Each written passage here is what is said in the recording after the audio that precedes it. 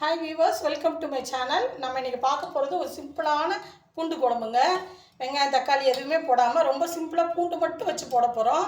நம்ம ரொம்ப சிம்பிளாக பண்ணிக்கலாம். இதை வெளியிலே வச்சுருக்கலாம், ஃப்ரிட்ஜில் வைக்க தேவையில்லை. 2-3 நாள் ஆனாலும் கெட்டு போகாது. இது சாதத்தோடு நல்லாயிருக்கும். இட்லி தோசை கூட சூப்பராக சாப்பிட்லாம். வாங்க வீடியோவில் போய் பார்க்கலாம். தேவையான பொருட்கள் பார்க்கலாங்க. ஒரு கிண்ணம் நிறையா வெள்ளைப்பூடு எடுத்து வச்சுருக்கேன். 1 ஸ்பூன் ஜீரகம், கொஞ்சோண்டு கருவேப்பிலை. இது சாம்பார் தூள். நான் எங்கள் வீட்டு சமையலில் சாம்பார் புளிக்குழம்பு ரெண்டுக்குமே ஒரே பொடி தான் யூஸ் பண்ணுவேன். நீங்கள் புளிக்குழம்புக்குள்ளே பொடி இருந்துச்சுன்னா அது கூட யூஸ் பண்ணிக்கோங்க. ஒரு 4 ஸ்பூன் மிளகாய் பொடி.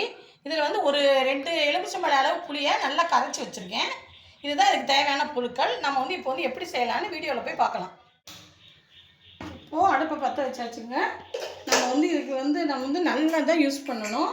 இந்த குழம்புக்கு நல்லெண்ணெய் யூஸ் பண்ணால் தான் நல்லா ருசியாக இருக்கும். நம்ம கூட கொஞ்சம் நல்லெண்ணெய் ஊற்றிக்கலாம். ஊற்றிட்டு ஃபஸ்ட்டு தாளித்து விட்டுட்டு பூண்டை நம்ம வதக்க போகிறோம். நல்லா கொஞ்சம் நிறையாவே கொஞ்சம் எண்ணெய் ஊற்றிக்கோங்க. காய்ச்சிட்ருக்குங்க. நம்ம அதுக்குள்ளே நம்ம கரைச்சி வச்சுருக்க புளியில் இந்த மிளகாத்தூள் தேவையான எடுத்து வச்சுருக்கோம்ல, 4 ஸ்பூன் மிளகாத்தூள், தேவையான அளவு உப்பு போட்டு நல்லா கரைச்சி வச்சுக்கலாம். அதுக்கப்புறம் நம்ம இதை தூக்கி அதில் ஊற்றி விட வேண்டியதான். அடுப்பு கொஞ்சம் ஸ்லோ பண்ணிவிட்டு நம்ம ஜீரகத்தை போட்டு தாளிச்சிக்கலாம். அதுக்கப்புறம் கொஞ்சம் பொரியட்டும். ஜீரகம் பொரிஞ்சோடனே லைட்டாக பொரிஞ்சிருச்சு. அதுக்கப்புறமா கருவேப்பிலை போடுறேன்.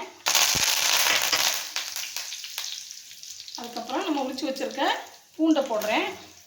இப்போ நம்ம அடுப்பை ஸ்லோவாக வச்சுட்டு நல்லா பூண்டு கொஞ்சம் வேகிற அளவுக்கு கொஞ்சம் வதக்கணும். நல்லா வதக்கணும். கொஞ்சம் கலர் கொஞ்சம் மாறணும்.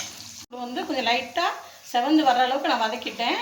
அவ்வளோதான். நம்ம இதில் கரைச்சி வச்சுருக்கோம்னா புளி, சாம்பார் தூள், உப்பு அதை ஊற்ற போகிறேன். இந்த குழம்புக்கு வெங்காயம் தக்காளி எதுவுமே தேவைப்படாதுங்க. இதை ரொம்ப சிம்பிளாக பண்ணிடலாம். நீங்கள் நைட்டே வெள்ளைப்பூடை உரித்து ஃப்ரிட்ஜில் ஒரு 10 புல் போட்டு வச்சுட்டிங்கன்னா மறுநாள் காலையில் ஒரு 10 நிமிஷத்துல நம்ம இந்த குழம்பு ரெடி பண்ணிடலாம். இப்போ ஊற்றியாச்சுங்க. நல்லா வத்துன குழம்பு. அது வரைக்கும் கொஞ்சம் நேரம் கொதிக்கட்டும். இப்போது நல்லா கெட்டி ஆகிடுச்சுங்க. நம்மளோட பூண்டு குழம்பு சூப்பராக ரெடி ஆகிடுச்சு. ரொம்ப சிம்பிளாக சீக்கிரமாக செஞ்சிடலாம். நீங்களும் ஒரு தடவை ட்ரை பண்ணி பாருங்கள். பிடிச்சிருந்ததுன்னா லைக் பண்ணுங்கள், ஷேர் பண்ணுங்கள், சப்ஸ்கிரைப் பண்ணுங்கள். தேங்க்யூ.